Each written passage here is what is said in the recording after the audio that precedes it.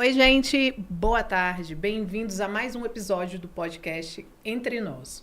Hoje com a doutora Maiara Santos, especialista em relacionamento. Boa tarde. Maiara, hoje a gente vai falar de um tema muito importante, né? Que é o controle emocional nos relacionamentos. Às vezes a gente está num relacionamento, a gente nem sabe que está sendo controlado, mas está. Então, eu te trouxe aqui para você esclarecer para a gente como que é esse controle emocional. E vamos começar você nos explicando o que é o controle emocional de forma saudável.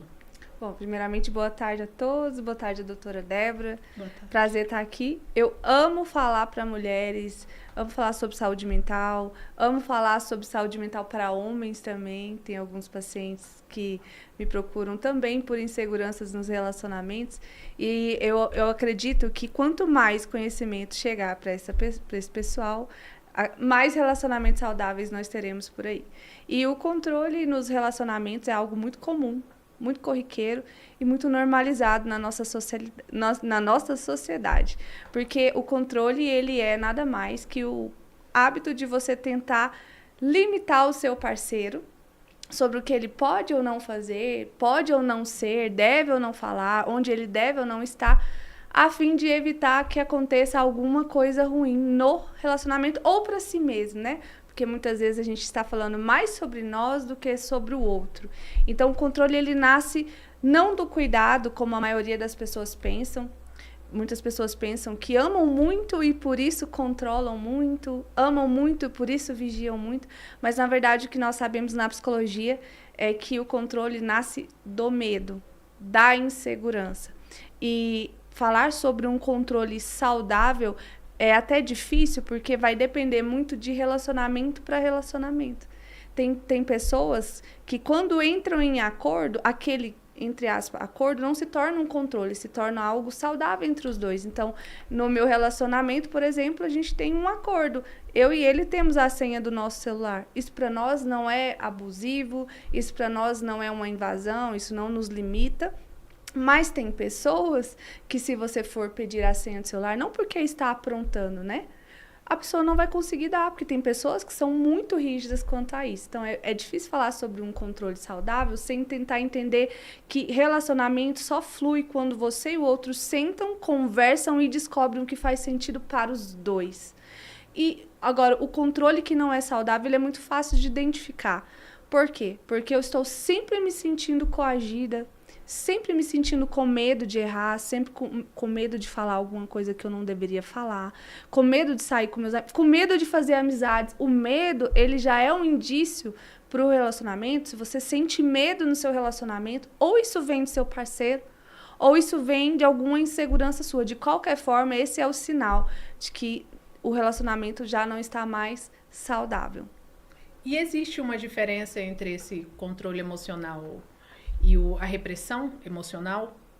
Controle emocional e repressão emocional vão junto, porque é quase como uma manipulação, né? Sim. Quando a gente fala sobre repressão emocional, nós estamos falando de uma pessoa que invalida muito o parceiro. Tá o tempo todo querendo invalidar o que ele sente. Ah, você é louca, você não tá falando nada certo, tudo que você faz é errado, é uma repressão.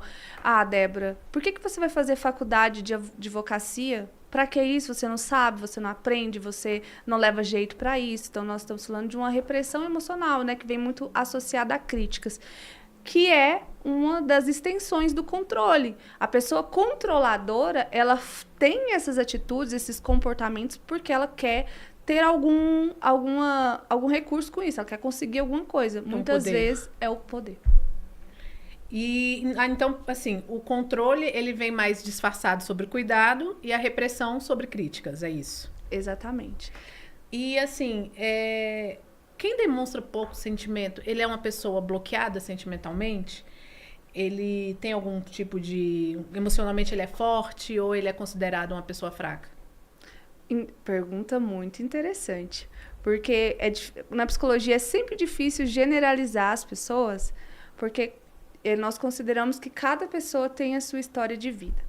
E diante da história de vida de cada pessoa, ela pode aprender a amar de uma maneira diferente. Muitas pessoas amam dando presentes. Muitas pessoas amam abraçando muito. A linguagem. E aí a gente vai falar sobre as 5 linguagens do amor.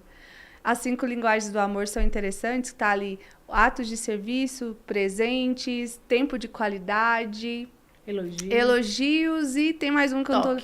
Isso, toque físico. São 5 linguagens do amor. Então, a pessoa que talvez ela não se comunica tanto, ou talvez não é tão presente, que não tem tempo de qualidade, ela pode te amar de outra maneira. Por exemplo, com presentes. Tem pessoas que adoram dar presentes. O indivíduo, nós precisamos entender que cada indivíduo ama de um jeito. E por ter um histórico de vida, talvez, onde foi muito reprimido, onde não teve esse ambiente de fala, ou foi criado realmente numa família com poucas palavras, essa pessoa pode ser um adulto que fala pouco.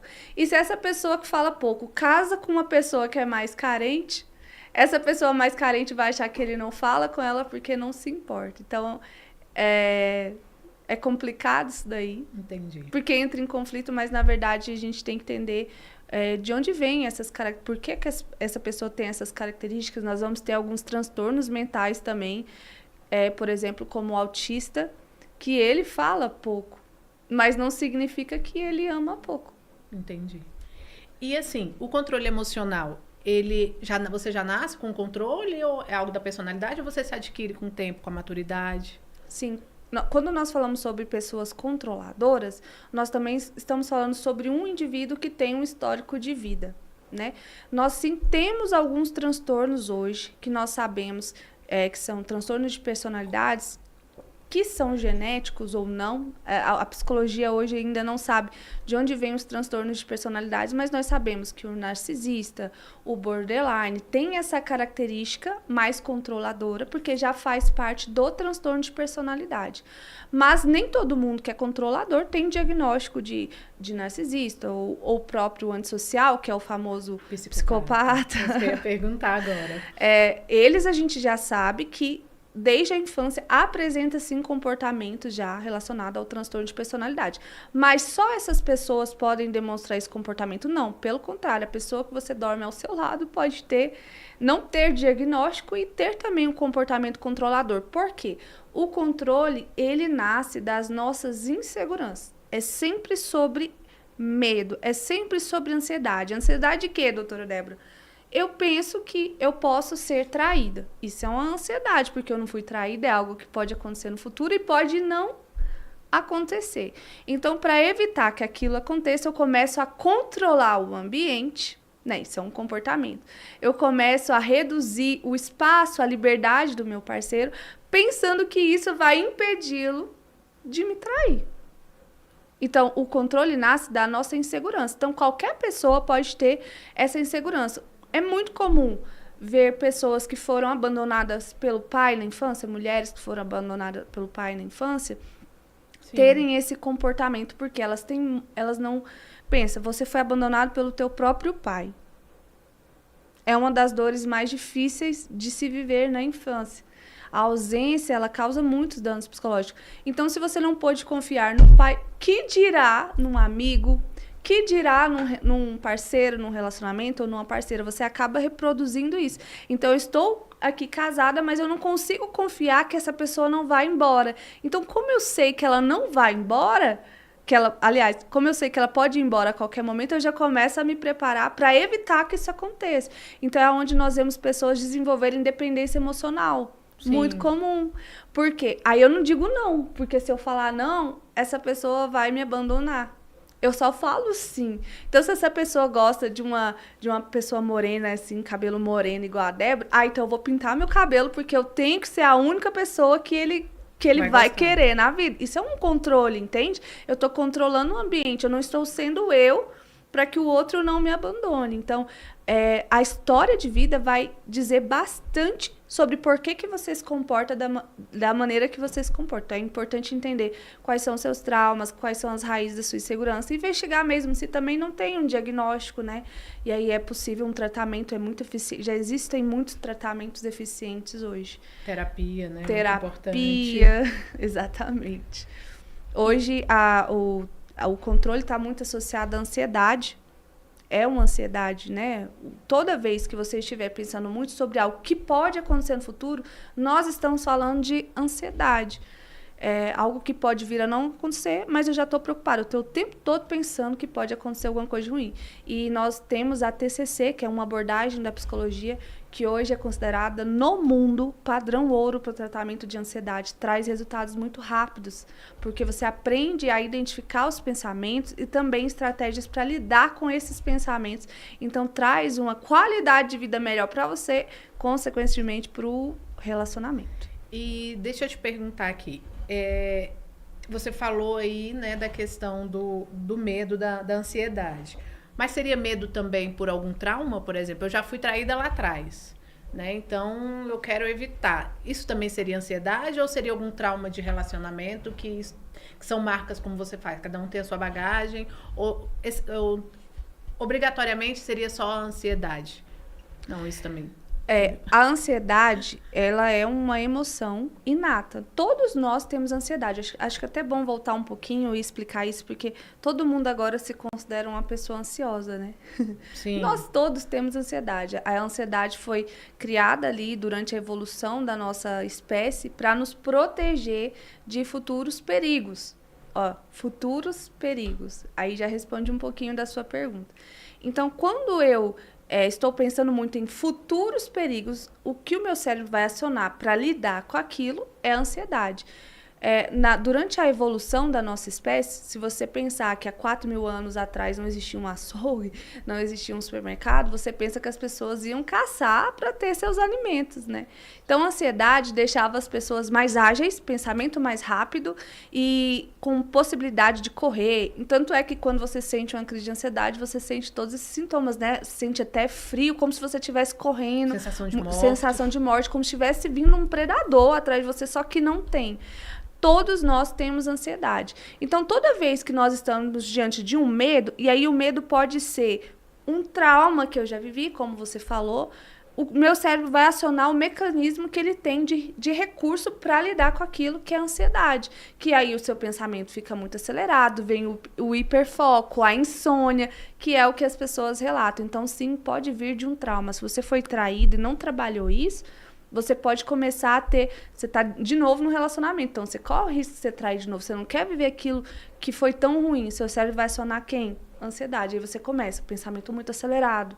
Aí você já começa a perder noites de sono. A insônia piora a sua ansiedade, porque aumenta o nível de cortisol no seu corpo. Então você vai ficando preso em um ciclo. Quanto mais você pensa, só pensa em coisas ruins e vai sempre acionando todo o recurso que o seu corpo tem para lidar com aquilo que é o da ansiedade. E aí, onde a gente vê muitas pessoas desenvolverem ansiedade generalizada, mas a ansiedade sempre ela vem mostrar que algo não está bom. E geralmente é algum trauma, algum pensamento, alguma idealização que você está tendo está te levando ao sofrimento. Porque o seu cérebro não vai acionar o mecanismo de ansiedade se você não estiver sob perigo. Ele só aciona. Seu cérebro é inteligente. Não é à toa que nós já temos milhares e milhares de anos de sobrevivência da nossa espécie. Sim. Ele só vai fazer isso se você realmente estiver precisando disso. E aí, como ele não consegue discernir se aquilo é real ou não, você acaba sentindo medo o tempo todo. Aí, por isso, o tratamento com a psicóloga, com o psicólogo, com o psiquiatra, às vezes, para trazer essa consciência do que é real e do que não é real. E aí uma outra pergunta que talvez você faça é como identificar o que é paranoia e o que não é paranoia, né? Sim. Essa é a pergunta que eu mais recebo no meu Instagram, Débora, porque eu acredito que o que as pessoas tentam lutar sozinha todos os dias para entender é, será que isso é coisa da minha cabeça ou será que eu realmente estou sendo feita de trouxa? Porque é assim que elas trazem, né? E quando nós pensamos sobre análise de uma evidência, nós precisamos entender o que de fato está acontecendo. Eu sempre trago para os meus pacientes, relate com calma, ouça o que você está dizendo. A pessoa vai dizendo, olha, meu marido chegou atrasado hoje do trabalho. Tá, ele costuma fazer isso? Não, foi só hoje. O que você sentiu quando ele chegou atrasado? Aí a pessoa vai dizendo tudo que sentiu. Eu senti que ele estava aprontando, eu senti que ele poderia estar me enganando, que ele não estava no trabalho. Tá, e o que você fez? Aí eu olhei o GPS. Aí eu liguei. Aí eu fiz chamada de vídeo, que é o controle, né? Que a gente tanto tá falando hoje. E aí a gente percebe, houve sim uma mudança no comportamento do marido, mas a gente sabe que o pensamento dela, a gente estuda o pensamento, foi muito além. A gente percebe que é mais insegurança do que realmente uma coisa real. A gente sabe que o marido realmente chegou atrasado, mas não necessariamente significa que ele estava traindo. Pode haver um trânsito. Então, quando você que está nos escutando estiver diante de uma dúvida dessa, analise com calma. Será que eu não estou também exagerando? Né? E calma, respira e conversa. Nada melhor do que uma conversa. Mas a maioria das vezes, quando a pessoa chega atrasada, a mulher já está como? Ou brava, possessa e já solta, né, os cachorros. Já solta. E aí começa as brigas. E a insegurança vai fazer o quê? Se você brigar, vai aumentar, né? Porque se você brigou, aí que você tem certeza que seu marido vai te deixar. E aí, amanhã você vai estar mais insegura ainda quando ele chegar. Ou com mais medo ainda dele não voltar pra casa. E arrependida também com medo dele abandonar, né? Porque aí volta o medo do abandono. Enfim, é um ciclo. Você precisa parar, pensar, por que eu estou pensando isso? E analisar. E Mayara, quando que o controle emocional ele vira manipulação? Sempre é uma manipulação, né? Quando eu preciso que o outro faça alguma coisa para eu me sentir melhor, nós estamos falando sim de uma manipulação. Então eu preciso que a Débora se sente exatamente do jeito que eu quero, porque senão eu vou sentir que ela está tampando aqui a visão, eu não vou estar aparecendo. Então é algo sobre mim que vai estar prejudicando a Débora. Então, o controle, ele é sim uma forma de manipular a pessoa para conseguir aquilo que ela quer, que é não ser traída. Aqui a gente está falando sobre traição, tá? Mas tem essa questão da manipulação, chantagem emocional também, que a gente pode chamar, né? Mas em outros casos, por exemplo, quando o companheiro não faz, ou a companheira também não faz o que o outro quer, o parceiro ou a parceira, né? E aí como é que a gente lida com isso? Por exemplo, eu falo isso porque eu já atuei em casos em que eu trabalho na área de família, você sabe disso também, né? Melhor do que ninguém, porque você é minha cliente. Indico. Mas, que acontece?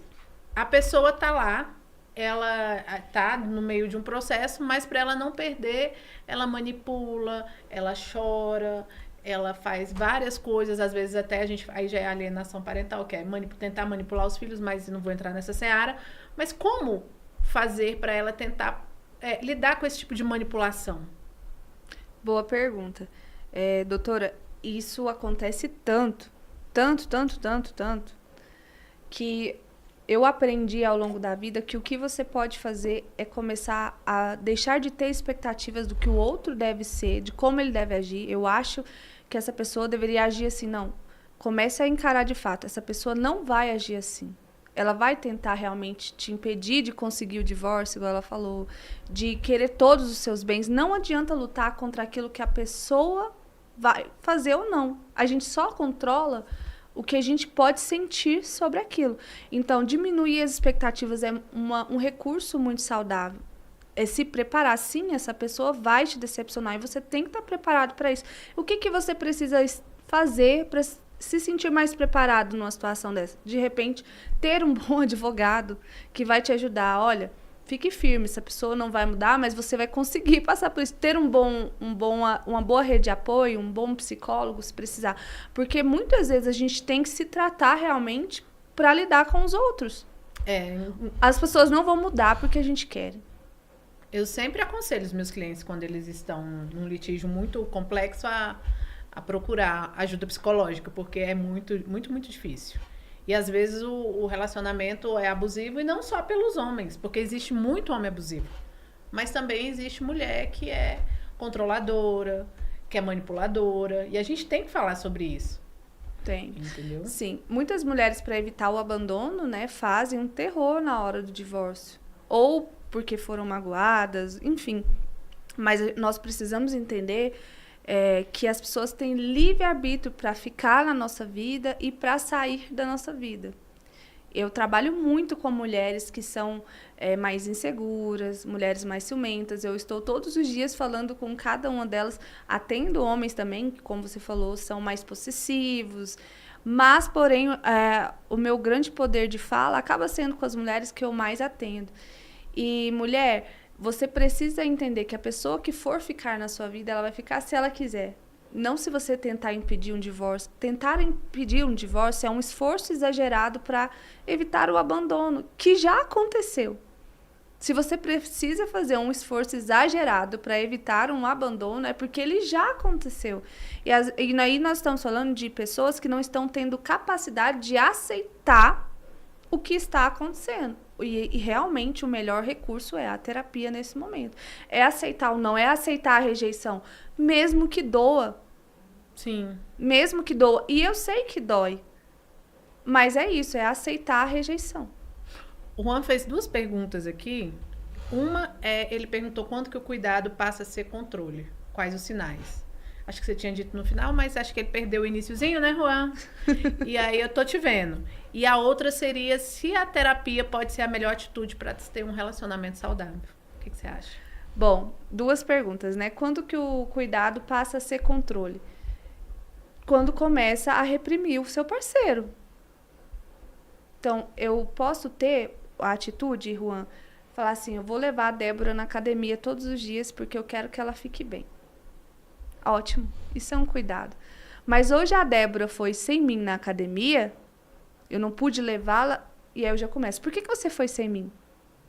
Por que você quis ir sem mim? Então a gente já percebe que deixou de ser um cuidado e passou a ser um controle. Eu quero ir não para a Débora ficar bem, eu quero ir para a Débora chegar na academia e eu ter certeza que ela não foi para casa de ninguém. E tá lá. E que ela está lá. E de repente até ficar monitorando, porque tem gente que monitora de longe. Então isso não é cuidado, isso é controle. Então o que você pode observar é a sua intenção.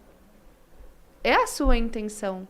Acho muito digno, né, quando meu marido, ele adora me buscar, embora não esteja acontecendo muito, né, porque ele tá sem tempo. Mas sempre que ele pode, ele adora me buscar no trabalho. E eu adoro que ele vá. Isso é um cuidado. Mas agora, se ele sentisse a necessidade de me buscar para ter certeza que eu vou sair do trabalho para ir para casa, isso já viria de uma outra intenção, um outro pensamento. Eu estou, na verdade, inseguro de que a minha mulher está saindo realmente agora do trabalho, como ela está dizendo. Então, a gente pode observar a intenção. E aí, é claro que quanto mais eu tento controlar, mais meu parceiro vai mostrar sinais de exaustão, de cansaço. Por quê? Porque as brigas aumentam, consequentemente. E aí você vai perceber, olha, isso aqui realmente eu achava que era amor, mas não está sendo com outro objetivo, está fazendo mal. Ouvir o que o seu parceiro tem a dizer. É bem que você falou de amor, demonstração. Ciúmes também é demonstração de amor ou é controle? Boa pergunta. Segurança. Essa é a crença que eu mais ouço. Eu amo muito, por isso eu sinto muito ciúme. Gente, eu escuto isso demais. Mas por que o amor seria sinônimo de ciúme? Essa é a pergunta que eu mais faço. O que é amor pra você? Pra você, Débora, o que é amor? É você querer bem a pessoa. Eu costumo dizer que o amor é uma decisão, né? Diferente da paixão, que você se apaixona, o coração bate forte, você sente aqueles sintomas físicos, né? O amor não, o amor ele é maduro. Então você tá ali, você ama aquela pessoa, você escolhe aquela pessoa todos os dias com defeitos, sabendo como ela é. E você escolhe viver com ela. E é aquilo, vocês vão tocando os dias. Tem dia que você olha, como diz o Gustavo Lima, tem dia que você olha e fala, não, Exato. dando menos. Aí ele tá dando mais, então se juntam 100%, né? E é isso, é uma construção diária. É uma construção diária. Então você já definiu que não é amor também, né? Cobrança, crítica, pressão, controle, acusações, você tá saindo com essa roupa porque você quer aparecer pra alguém. Isso não é amor. Então, ciúme, ele é uma emoção inata, assim como a ansiedade. Todos nós temos. Também foi muito precisa para que nós sobrevivêssemos até o dia de hoje. Porém, numa relação, um ciúme exagerado, não é um ciúme, senti um ciúminho, nossa, doeu meu coração, você conversou com aquela pessoa e agora eu tenho certeza que você estava... Isso aí já não tem nada a ver com amor.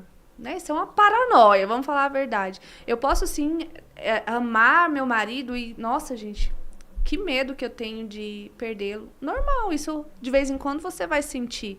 Só que se isso acontece com muita frequência e te leva a se comportar de uma maneira muito abusiva, então nós estamos falando de um ciúme muito exagerado, muito conhecido como ciúme possessivo. E a linha é muito tênue. Por isso é importante você entender o que é amor para você e se manter fiel àquilo. Senão você vai se guiar pelos seus medos ou pelas suas inseguranças, e é onde vem o ciúme. Juan mandou aqui de novo. Meu amigão tá ali assistindo a gente. É um casal casado, recentemente. Antes, cada um fazia sua rotina. Hoje, ambos não deixam cada um fazer nada sozinho. E aí, essa situação, ela pode atrapalhar a relação? Já deve estar atrapalhando, né? Porque se veio essa pergunta... Eu até comentei no início aqui que tudo vai depender de casal para casal. Porque tem Sim. casal que realmente não sente necessidade nenhuma de sair com outras pessoas, até amigos, são mais off, são mais low profile. Então, assim, tem de tudo. Mas nós percebemos que, na grande maioria das vezes, é muito saudável, gente, socializar. Nós somos seres sociais. Né? Então, se eu só posso sair com meu parceiro, eu só posso conversar com meu parceiro, em algum momento isso pode começar a trazer algum tipo de prejuízo. Logo, pode haver as exceções, claro, pode haver as exceções de pessoas que vão muito bem. Mas se ela era uma pessoa e ele era uma pessoa que faziam muitas coisas sozinhos e agora já não podem mais, com certeza isso vai pesar. Porque aí nós estamos falando de pessoas que já eram sociáveis, já tinham uma vida ativa e perderam só porque estão no relacionamento. É onde a mulher não deixa o cara ir jogar futebol. Muito comum. Sim. Não deixa. O cara jogava futebol até o dia que conheceu a bonita. Aí, e tava solteiro, né? Que conheceu a bonita. Mas agora que ele está comigo, ele já não pode, porque ele vai conhecer um monte de rapariga lá. Porque os amigos dele não prestam, porque todo mundo vai querer fazer com que ele me traia. Então, nós percebemos que o intuito disso é controle, é a possessividade. Por quê? Porque não é porque a pessoa está no futebol que ela vai trair. Sim. E também não é porque a pessoa está na sua casa que ela não vai trair. Porque tem gente que trai, a doutora Débora vai saber muito mais que eu aqui com os casos de divórcio. Tem pessoas que chegam em casa, pegam as pessoas em adultério. Sim. Então, o controle, ele é só uma imaginação, assim. Você pensa que pode controlar alguém, mas na verdade não existe controle. Existem pessoas que decidem, é o que a doutora Débora disse. Amor é só isso, uma decisão. Eu decido amar e eu decido ser fiel. Agora, se eu não tiver essa decisão, realmente, não adianta você controlar. Uma hora eu vou cair. Porque eu estou vulnerável nos meus pensamentos. Que dirá numa situação corriqueira do dia a dia. Sim. E, assim, existe um perfil mais vulnerável para ser controlado de pessoa? Com certeza.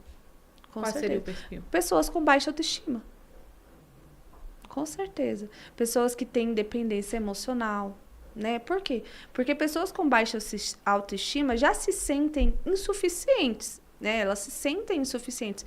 Então, é como se aquela pessoa fosse a única que fosse querer ela. Isso é muito mais comum do que vocês imaginam. Isso acontece até com famosas, né? De terem esse sentimento, esse pensamento. Então, se o seu autoconceito, ele é que você não é interessante, que os outros são mais interessantes que você, se você também tem um histórico já de algum abandono, de algum trauma, se você já viveu bullying, né? Nós sabemos que o bullying também afeta muito a personalidade das pessoas, a autoestima. É provável que você dependa muito do que os outros pensem para se sentir melhor. Então, é claro que o seu parceiro pensando coisas ruins de você vai fazer você ter aquela necessidade de aprovação e aí vai ficar muito fácil de te manipular. Então, eu começaria fortalecendo realmente a autoestima, entendendo quais são suas inseguranças, trabalhando seu autoconceito, porque é isso que vai fazer com que você seja mais capaz de dizer não e impor limites quando necessário. E por que é tão difícil essas pessoas perceberem que estão sendo manipuladas? Que estão dentro de uma relação abusiva? Porque a crença é como um óculos. Imagine que eu esteja aqui com um óculos escuro. Se eu tiver com óculos escuro, o estúdio aqui vai ficar todo escuro. Eu vou enxergar automaticamente desse jeito. Da mesma forma, se eu colocar um óculos mais ensolarado, aquele marronzinho, né, o dia vai ficar mais ensolarado. Então, pense que isso é uma forma de ver a vida automática. Eu não quero me sentir insuficiente, eu só sou. É difícil explicar isso em palavras, porque é um estilo de vida, é um jeito de ser, é um jeito de se enxergar. E a partir do momento que eu me enxergo assim, eu só olho para o quanto eu sou insuficiente. Eu não olho para o que o outro está falando, nem observo. Eu só penso que realmente é verdade, eu estou falhando, eu poderia estar mais bonita, eu poderia ser mais comportada, eu poderia reclamar menos, eu poderia... Porque isso bate direto com aquilo que eu penso sobre mim. É igual pessoas que sofrem violência doméstica, passam muito tempo apanhando e as pessoas ficam dizendo, isso é falta de vergonha na cara. Quem dera, eu acho que seria ótimo se fosse falta de vergonha na cara, porque seria menos doloroso, seria mais fácil de trabalhar. Na verdade, é pior, é uma sensação de merecer aquilo, porque eu me sinto uma pessoa que merece apanhar, porque eu não fiz direito, porque eu não mereço ser amada. Eu preciso melhorar para ser amado. E por isso que o ciclo é tão difícil de se interromper. Porque o abusador, além dele saber, é claro, ele fala isso.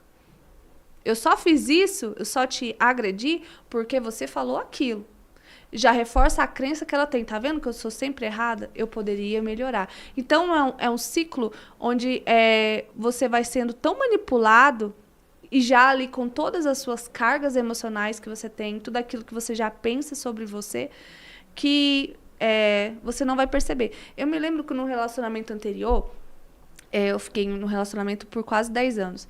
Eu sempre ouvia que eu era esquisita, que eu era estranha, que eu não falava. Assim, você chega no lugar, você fica muito séria, as pessoas não gostam de você, você tem que mudar. O tempo todo eu ouvia isso.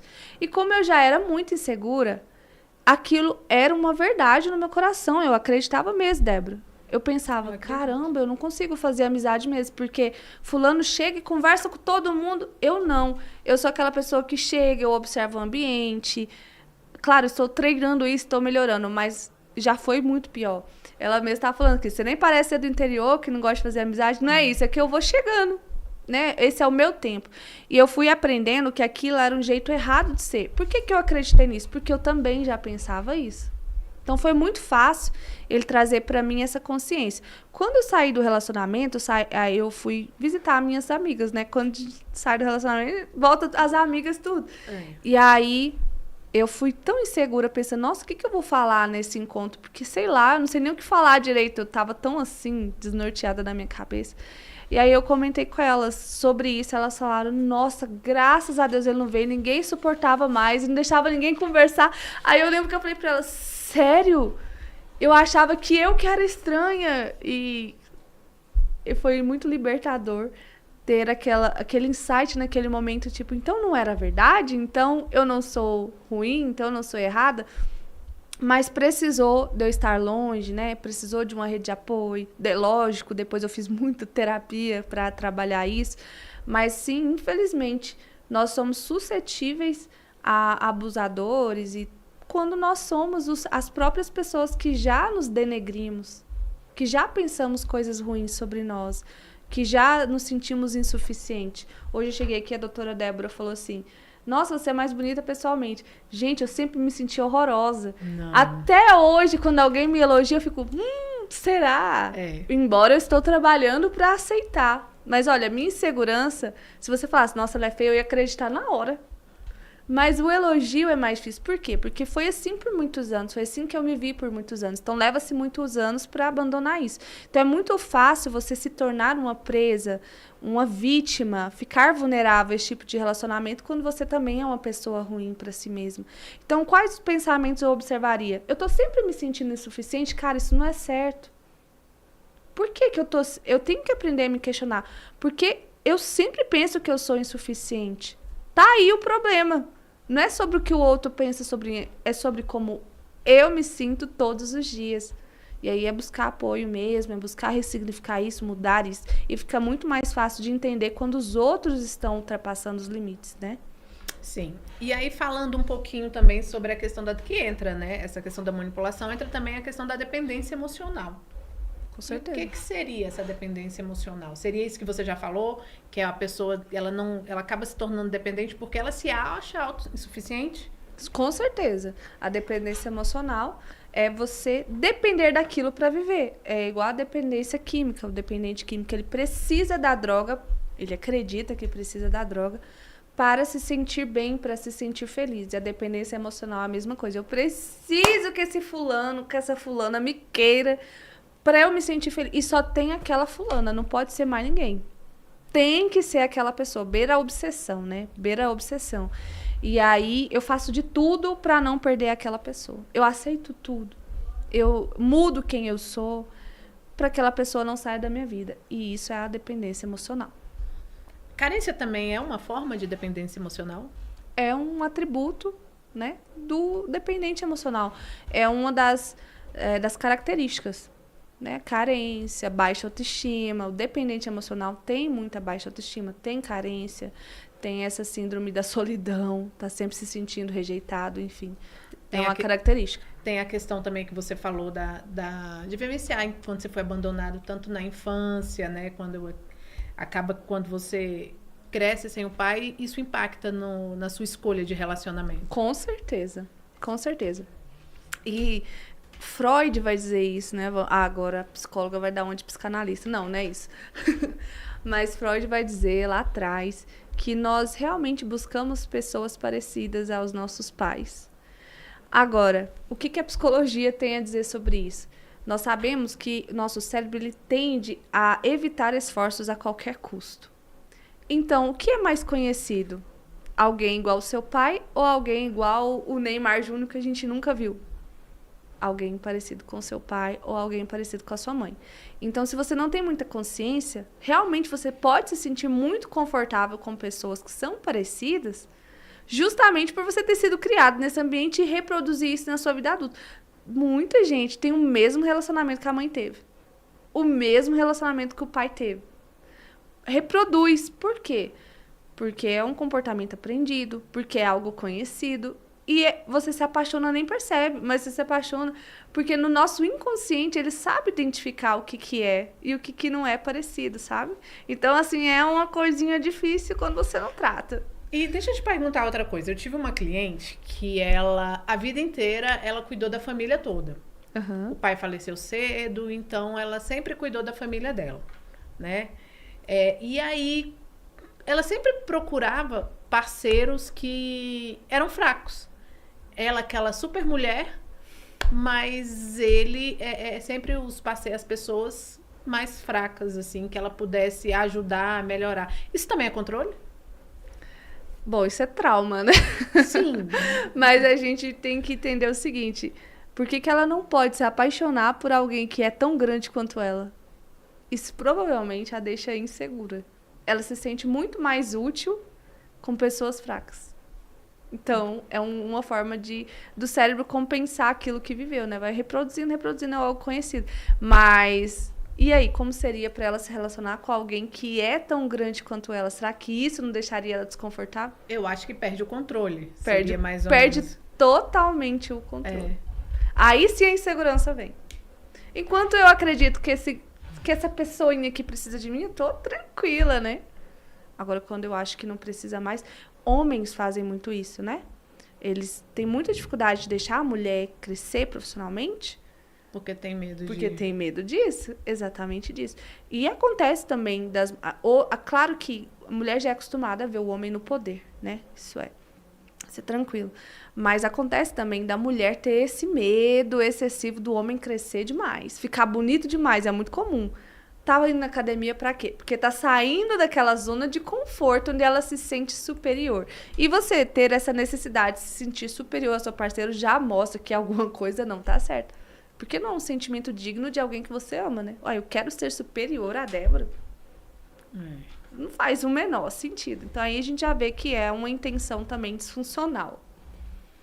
E existe vício emocional em relacionamento? Sim, a dependência emocional é um vício.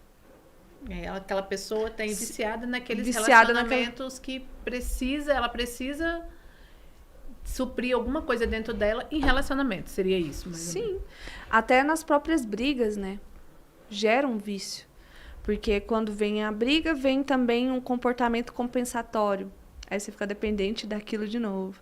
Enfim, existem sim vícios em relacionamentos, vícios não saudáveis. Deveriam ter vícios saudáveis, né?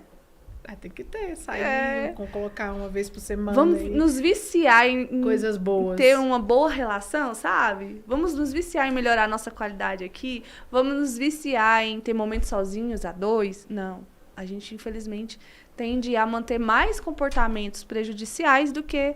Bom, gente, é uma coisa que eu faço, uma pergunta sincera pra você. Quando foi a última vez que você fez uma coisa de qualidade a sós? Como você fazia quando era namorado? Eu vou te falar que eu lá em casa tenho um tempinho, viu? Porque são 3 meninos. E não deveria ser semanal? Deveria. Mas acaba que a rotina é onde a gente tem que ter cuidado, né? Que a rotina acaba que, às vezes, dá uma esfriada nessa relação. Não existe relacionamento sem intimidade. Não. Se você perde a intimidade, você perde a qualidade do seu relacionamento. Então, por mais que a rotina exija isso, deveria estar na rotina, agendado, toda sexta às 8. Deveria. Mas nós, infelizmente, como nós vemos de gerações muito fracassadas em relacionamentos, nós vimos os nossos avós, não sei, talvez isso aconteça só na minha família, sei lá, mas aqueles casais que já nem dormem juntos mais há anos, isso é muito comum na história de vida de muitos brasileiros. Então, não é comum você ver pessoas falarem bem de relacionamentos, ensinarem como nutrir um relacionamento. Então, não é algo que a gente pense, nossa, eu tenho que nutrir meu relacionamento, eu tenho que trabalhar para ele ser desejável, eu tenho que trabalhar para ele ser gostoso. Não. A gente pensa em tantas outras coisas, por quê? Porque talvez não foi ensinada, é uma cultura do brasileiro tratar o relacionamento como se não fosse nada. E piorou no último século, porque agora tudo a gente termina e pronto, acabou. É mais fácil de divorciar. É muito mais fácil. Ninguém quer mais consertar a relação. Então, nós temos homens que não foram treinados do jeito certo para serem namorados, maridos. Nós temos, isso é uma verdade. Nós estamos na geração onde as mulheres mais se sobrecarregam em relacionamentos, jamais visto antes. Então, nós temos esse problema e nós temos também mulheres muito magoadas e também muito prontas para ir embora a qualquer momento. Então, assim, tá difícil de um relacionamento dar certo, porque de um lado tem toda essa falta de habilidade, de ensino, de cultura, que até o machismo eu acho que se perdeu nisso tudo aí, né? Porque o homem, de tudo aquilo que existia, nem sei cadê mais aquele desejo de prover. Não tem, mudou muito o que é ser homem no século XXI, mudou muito. E mudou muito também o que é ser mulher no século XXI. Então, tá tendo tanto atrito, assim, tá, e qual é o seu papel, qual é o meu? Tá tudo misturado. Tá tudo misturado. E não que exista um jeito certo de ser, né? Hoje nós temos muitos casais onde a mulher é a provedora e o homem está em casa e tá tudo bem, porque se eles estão felizes, nós só precisamos normalizar casais felizes. Então, o que é o certo? O certo é você sentar com seu parceiro, com a sua parceira e entender o que faz sentido para vocês e fazer dar certo. Porque o que é certo para um pode não dar certo para mim. Sim. Quando eu tive o Noah, o Abraão saiu do trabalho para criar o Noah. Ele ficou 2 anos só por conta do Noah, porque, obviamente, a minha renda era maior, então faria muito mais sentido ele fazer esse, entre aspas, não é sacrifício, criar um filho, né? Mas ele tomou essa atitude. E pra gente deu certo. Agora, tem pessoas que não conseguiriam lidar com isso, se sentiriam muito sobrecarregadas. Então, tudo vai depender do casal. Eu penso que o melhor relacionamento é aquele que vocês estão sempre conversando para decidirem juntos o que vai fazer sentido nesta semana. Nessa semana, o que é melhor para nós? Aí, de novo, semana que vem. Tá, nessa semana, o que a gente precisa melhorar? Nessa semana aqui, onde a gente precisa mudar alguma coisinha? Sim. Pronto. E como é que eu faço para impor limites? Quando eu percebo que eu tô num relacionamento em que o parceiro tá tentando me controlar, como é que eu faço para impor limites sem criar uma briga, sem parecer agressivo? Sem criar uma briga, é difícil porque nós estamos falando de uma pessoa que já está em modo de defesa, agressivo, já está manipulando. Então, pense numa criança que está birrando. A criança quer comprar um chocolate, você não tem dinheiro para comprar chocolate, ou você simplesmente não quer comprar o chocolate. O que você faz? Você faz o que ela quer ou você não compra o chocolate? Não compro, se estiver fazendo birra. Então Aprenda a falar não. Agora, como a pessoa vai se sentir a partir disso, também não está no nosso controle, não é mesmo? Porque a criança, quando ela ouve o não, ela surta. Sim. Birra. O adulto não é muito diferente. Você precisa entender o seguinte. Você acabou de descobrir que você está num relacionamento que não é muito saudável e que agora você precisa começar a falar não. Então, a primeira coisa que você vai fazer é se preparar para falar não. Porque isso vai trazer consequências.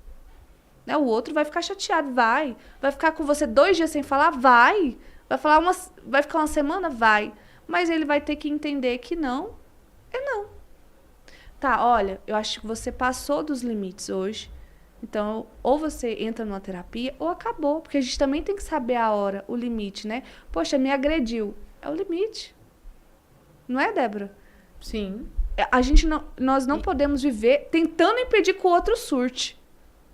Não é verdade? Sim. E eu falo de agressão aqui, você falando de agressão, não só agressão física, né? Exatamente. A agressão com palavras também, até porque a gente vai falar lá na frente, em outro episódio, sobre violência doméstica. Violência, ela não é só física. Ela pode ser emocional, ela pode ser psicológica, ela pode ser patrimonial, ela pode ser moral. Então, tem vários tipos de violências aí. Que então, a partir do momento em que o parceiro passa a agredir, ainda que com palavras, a gente acha que já é o ponto final, né, Mayara? Exatamente. Geralmente a pessoa muito dependente, ela quer evitar o ponto final. Por isso que eu tô falando.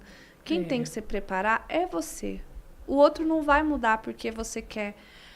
Não é porque você não é especial para ele. Não, dependendo do jeito que ele vê a vida, ele até pode achar que realmente o que ele sente por você é amor, sei lá. Cada um acha o que quer da própria vida, né? Mas quem precisa entender como quer ser amada é você. Então, o não precisa vir de você e, às vezes, você vai ter que estar preparada para começar a dizer esse não. Então, eu trabalho com mulheres ciumentas, né? Então, nós vamos montando aos poucos estratégias para elas irem abandonando os comportamentos muito possessivos. Por exemplo, eu olho o celular toda hora.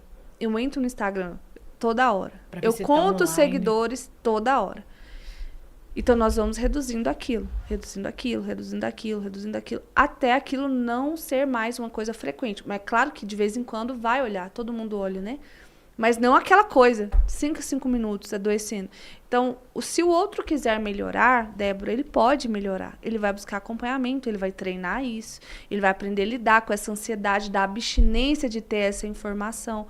Agora, você não pode viver a sua vida toda esperando o outro querer melhorar. Esse que é o problema. Né? Porque nisso acontecem agressões verbais, agressões psicológicas, físicas, e outras muitas que não devem ser aceitáveis. Sim, deixar claro que o controle emocional ele pode evoluir para tipos de violências, né? Sim, de novo, trabalho com mulheres, eu sei exatamente o que acontece. Eu sei exatamente como elas xingam. E é uma violência psicológica. Então, tudo isso é trabalhado, até para a pessoa se conscientizar de que aquilo é errado. Porque tem pessoas, psicólogas, que não sabem, tem pessoas que não sabem. Pessoas que realmente acreditam que estão certas, porque na cabeça delas é assim que se age quando alguém merece aquilo. Então, a gente vai treinando isso. Agora, você tem que saber onde está o seu limite. Tem pessoas que não conseguem aguentar isso. Tem outros que conseguem. Então, vai depender. Mas busque acompanhamento psicológico, porque você vai precisar aguentar o não, que vai trazer consequências possivelmente desagradáveis, sim. Mas falar não. É como educar um filho. Gente, é horrível quando uma criança começa a chorar na frente dos outros. Ai, que vergonha. É horrível. Eu já passei por isso. 50 mil vezes, né? Só isso aí. Só. Mas você não pode ceder. Então, é difícil. A gente fica tão atordoado, às vezes, psicologicamente, que a gente só quer ir embora do ambiente, não é, Débora? Às vezes eu só quero ir embora. Gente, eu só quero ir embora. Eu lembro de um episódio que eu tava na van, lá no Val, com a Laura, e a Laura queria um bonequinho. Não sei nem se eu fiz certo com o que eu vou te falar aqui. Mas ela nunca foi muito com a família do pai, né? Ela foi criada mais comigo e tal. E nesse dia ela se jogou na van e fez um escândalo. E eu falei, se você fizer birra, você vai pra casa da sua avó. E ela não gostava de ir. E como mãe, quando a gente promete, a gente tem que cumprir, Essa né? a gente falou. E aí ela se jogou e sacudiu as pernas, deitou no chão, fez um escândalo. E aí eu fiz isso. Peguei ela, trouxe ela pra casa da avó. Ela dormiu, acabou que nem foi um castigo, mas ela tinha tanto medo de ir pra lá e ficar lá, porque acho que é a questão dela achar que eu ia abandonar ela, porque o pai já, né, enfim. Aí, o que que acontece? Ela tinha medo de eu ir largar ela lá também. Então, ela até ficou bem. Mas eu fiz, eu castiguei. Eu tive que falar assim, eu vou levar e vai ser e acabou. Né? Igual com as pessoas. As pessoas têm que aprender que não é não e não adianta chorar, não adianta espernear. E já tive clientes também aqui que tanto o companheiro ou a companheira usavam desse tipo de artifício, entendeu? Para conseguir as coisas. E tem. Muito. E assim, eu achava que não existia em relação a homem, né? Mas eu brinco que meus clientes são todos bonzinhos. Não é porque são meus clientes, não, mas são homens, assim, diferenciados, com os que eu tenho de homem, né? Que eu sempre atuo com os dois lados, mas, assim, são homens diferenciados, que fazem tudo pela família e a mulher que não abusa desse controle, vamos colocar dessa forma, né? E você vê assim, cara... É legal alguém falar isso, porque... Eu não sei, eu acho que você precisa trabalhar com pessoas para ver os dois lados da moeda. Os dois lados. Porque essa crença de que todo homem é ruim, de que todo homem é agressivo. Quando você conta até uma história de um homem que presta, o povo acha que você está exagerando, Você né? está mentindo, exato. Mas isso é uma crença. Crenças são questionáveis. Depende muito, né? Eu crio 2 homens, 2 filhos que serão homens. E eu crio para eles serem bons homens. E eu tenho certeza que, assim como eu crio, muitas mulheres criaram filhos para serem bons homens, não é mesmo? Sim. Então, existem, sim, bons homens e existem mulheres também ruins. Ou por traumas. Eu falo assim, eu sou psicóloga, eu sempre vou trazer o porquê, mas não justificando. Só estou tentando mostrar, assim, acontecem coisas que levam a pessoa a agir dessa maneira. Não justifica, porque existe tratamento. Hoje é acessível a quase todo mundo, né? Tem no SUS, tem de todos os valores, você pode, mas tem que buscar ajuda por si mesmo. E aí, se você... teve um histórico de abandono essa mulher, tem não sei o quê, tem não sei o que lá, tem um transtorno de borderline, enfim, seja lá qual seja o diagnóstico. Mesmo assim, não pode ultrapassar o limite. A pessoa tem que aprender a lidar com as próprias emoções. Então, não é não. E pronto, acabou. E ela deu esse exemplo, é difícil educar o filho, né? Ela falou assim, não sei nem se eu tô certa ou errada. Filho, a gente vai descobrindo como educar ao longo dos dias, né? Ao longo dos anos. Deu certo. Ela nunca mais se jogou. Ou pelo trauma, ou pelo amor, mas foi, né? Foi. A mesma coisa, se você tá num relacionamento assim, que você se sente coagida, você não pode ir pra academia, ou você não pode jogar seu futebol, você vai ter que sentar, ter uma comunicação assertiva, que eu sempre ensino, você fala, olha, fala um elogio primeiro, olha, eu amo muito você, mas nos últimos dias eu tenho me sentido um pouco pressionado e eu quero poder ir jogar o futebol, eu quero poder ir à academia sem que você adoeça, sem que você se sinta mal. Nós podemos até montar aqui alguma coisa para você ficar mais seguro, de repente eu mando uma foto, claro, eu vou diminuir com o tempo. Com o tempo, eu espero que você acredite e confie em mim, porque você não confiar em mim, para mim, é uma ofensa. Sim. Mas eu estou te avisando que, a partir de hoje, eu irei. E vá. Não será fácil. E agora, falando dessa reconstrução emocional, aí você já abordou um pouquinho, mas como que a gente quebra esses padrões repetitivos aí desse tipo de comportamento? Consciência. Tem que ter consciência. Primeira coisa é eu entender que eu estou fazendo isso. E tratamento. É claro que talvez nem todo mundo vai buscar o tratamento, né? Tem muitas pessoas que são contras, mas aquilo que você percebe, que você faz, se o que o teu parceiro está te dizendo, nossa, eu me sinto tão mal quando você faz, não te dói, você tem um problema. Se mova pelo sentimento dele, sabe? Nossa, realmente estou fazendo a Débora sofrer. Eu vou tentar melhorar, vou tentar mesmo. E aí começa a pensar, tá, Débora, quais são os comportamentos mais difíceis para você? É isso, isso e isso. Começa a pensar, tá, isso aqui, como eu faço para mudar? Isso aqui, Débora, isso aqui eu vou precisar de mais um tempo. Porque pra mim ainda não tá fácil. Eu ainda não consigo te deixar ir pra academia, Débora. Eu ainda não consigo. Mas isso aqui eu já vou começar a trabalhar. E ir definitivamente abandonando esses comportamentos de controle. É realmente abandonar. Não é fácil. Eu sei que não é, porque quando você tá na abstinência daquele comportamento, você fica inseguro. Mas é necessário começar. Sim. E quanto tempo leva mais ou menos pra gente reconstruir esse equilíbrio emocional? Depende de pessoa para pessoa. Com certeza. Eu vou falar das pessoas que eu trabalho, porque aí elas estão em tratamento. Se você não está em tratamento, eu não sei quanto tempo leva. Mas com a TCC, hoje, em média de 4 a 6 meses, a gente percebe que a pessoa começa a ter uma autonomia de vida muito melhor. Já se vê um pouco distante desses comportamentos e já trabalhando outras questões que estão por trás desse comportamento. O comportamento é como se fosse o iceberg lá de fora, mas lá dentro do mar tem um monte de outras coisas que estavam levando a fazer aquilo ali. Então, de 4 a 6 meses, a gente já vê uma melhora muito grande.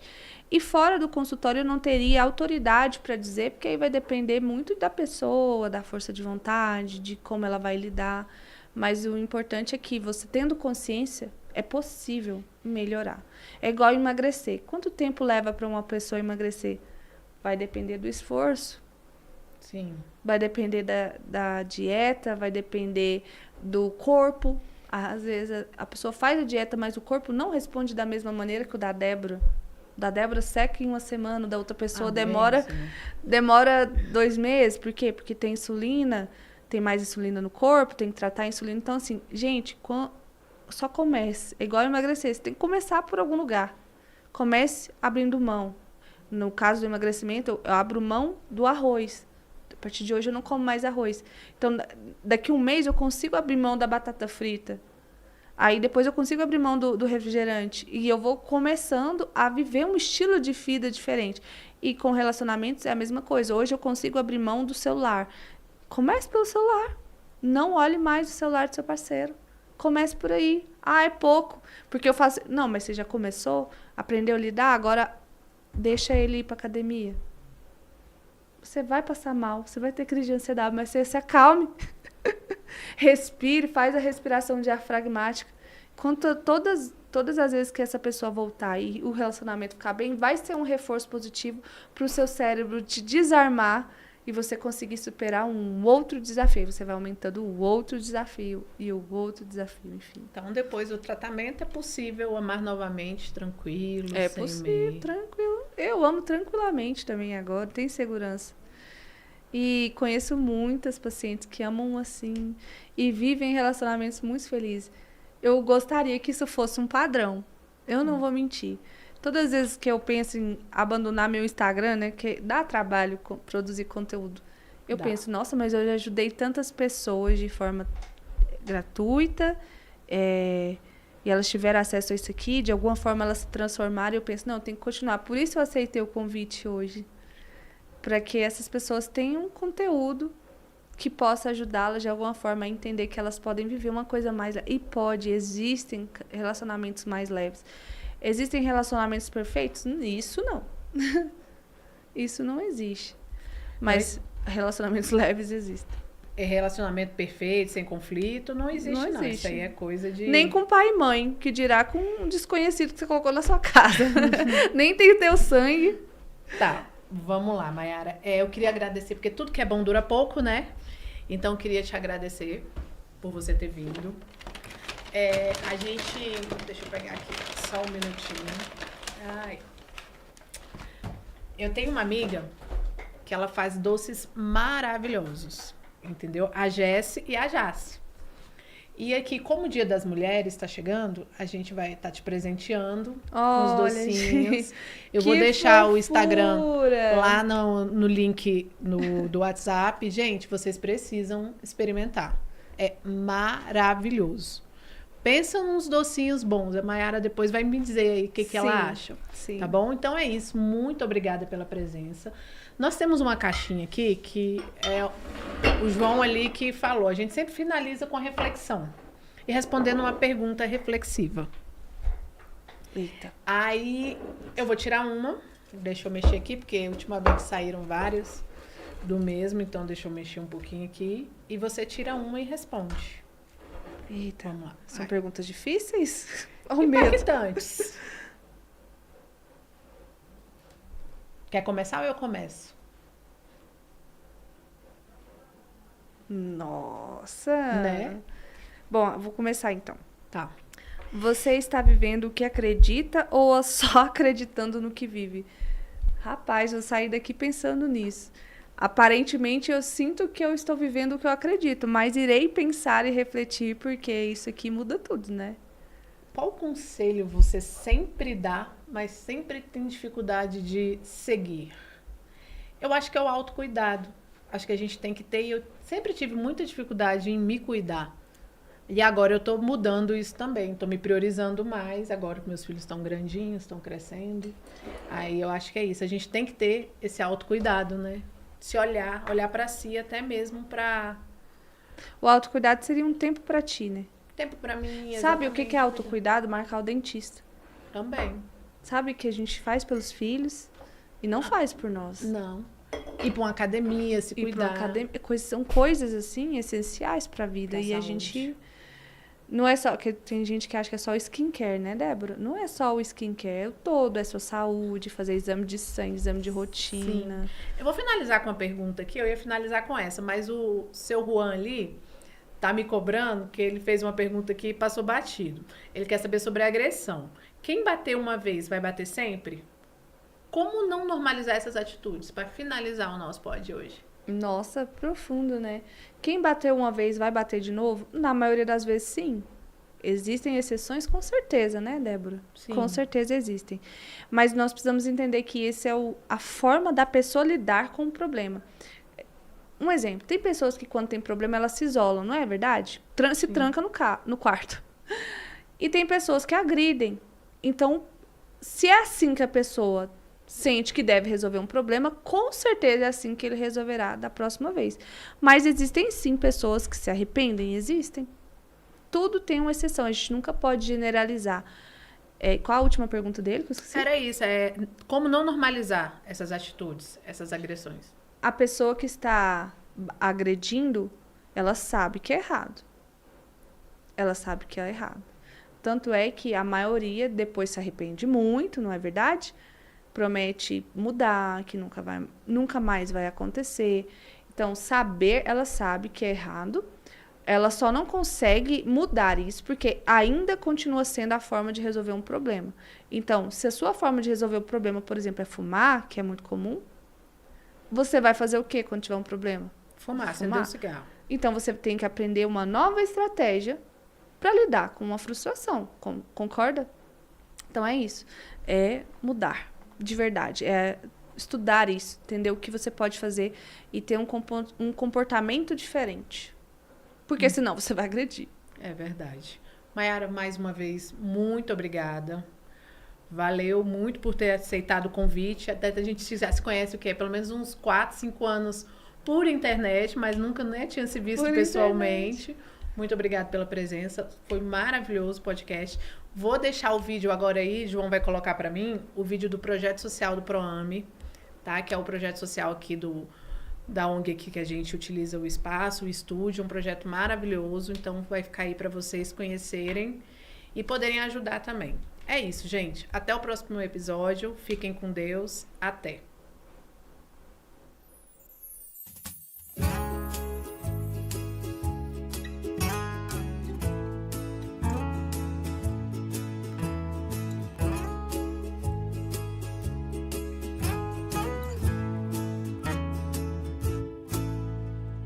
Tudo que é bom e se amável for, seja isso o que ocupe o pensamento. Se há virtude, se há valor, se de boa fama for, tenha isso na sua vida em todo tempo. Deixa entrar na mente o que te faz andar. Deixa entrar no coração o que te faz sonhar. Cicatrizes só vão provar que as feridas não puderam te parar. Quem vence em silêncio faz muito mais do que podem esperar.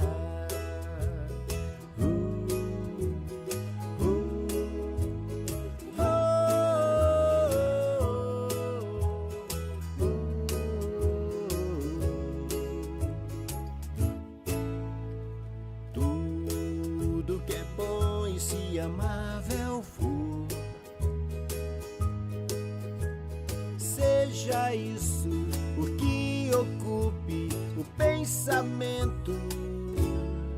Se há virtude e se há valor, se de boa fama for, tenha isso na sua vida em todo tempo. Deixa entrar na mente o que te faz andar. Deixa entrar no coração o que te faz sonhar. Cicatrizes só vão provar que as feridas não puderam te parar. Quem vence em silêncio faz muito mais do que podem esperar. Mantenha sua essência intocável dentro de você. Decida e acredita, um vencedor é o que todos irão ver.